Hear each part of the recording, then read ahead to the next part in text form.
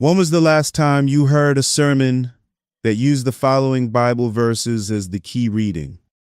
When the Lord your God brings you into the land and has driven out many nations before you, then you must destroy them totally. Make no treaty with them and show them no mercy. Deuteronomy 7:1-2. However, in the cities of the nations, the Lord your God is getting you as an inheritance. Do not leave alive anything that breathes.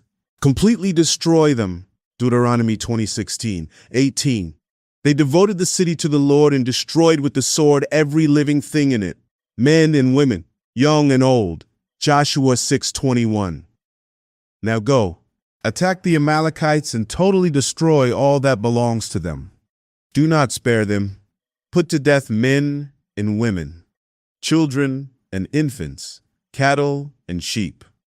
1 Samuel 15:2-3, Deuteronomy 7, Deuteronomy 20, Joshua 6, Joshua 10, and 1 Samuel 15 are passages in which God is portrayed as commanding Israel to carry out violence against other nations, including language about total destruction and leaving nothing that breathes. In these texts, the killing is carried out by Israel rather than by God directly. In 1 Samuel 15, Saul spares King Agag and the best of the livestock, and God is displeased with this partial obedience. Samuel confronts Saul with the words, "What then is this bleating of sheep in my ears?" referring to the plunder Saul brought back, and Samuel later executes Agag himself. This is part of the violence that has troubled many Christians who want to believe in a God of love. On the surface, these passages do not appear loving. There are also other instances in Scripture where God himself is portrayed as carrying out acts of violence, such as the episode of the bear sent against the youths, or the man who touched the Ark of the Covenant and was struck dead.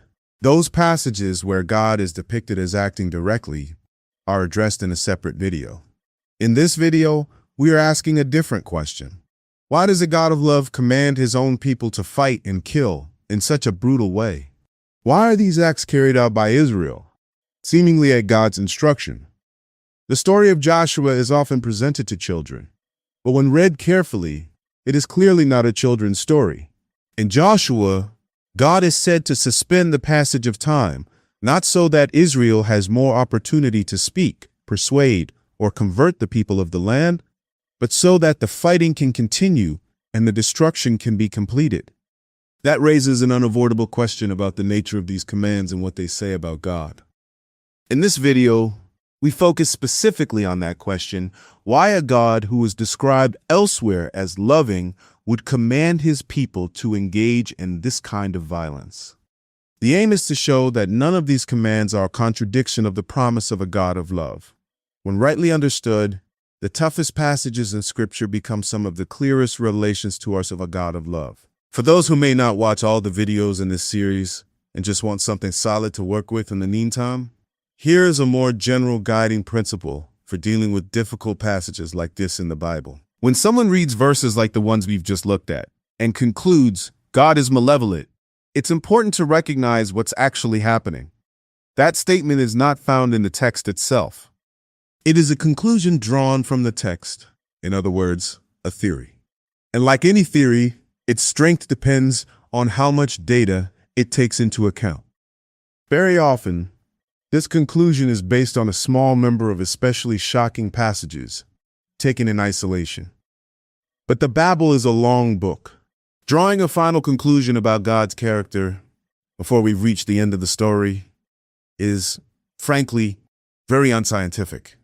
You don't form a theory first and then look only for supporting evidence. You gather all the data points and then ask which explanation accounts for the most. So if someone brings 2 or 3 examples and says, "This proves God is violent," the most honest response isn't to argue or become defensive. It's simply to say, let's widen the lens. Let's also include the other difficult texts. Let's gather all the passages where God appears to command, permit, or be associated with violence, especially those that seem on the surface incompatible with love.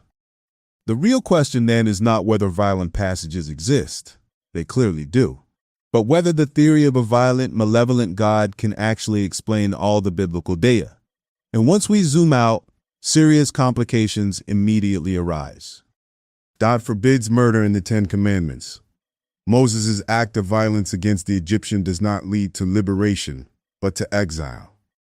God repeatedly tells Israel that he will fight for them, not that they will win by military strength. Again and again, God says that he will drive out the nations, not because Israel is powerful, but precisely because it is not.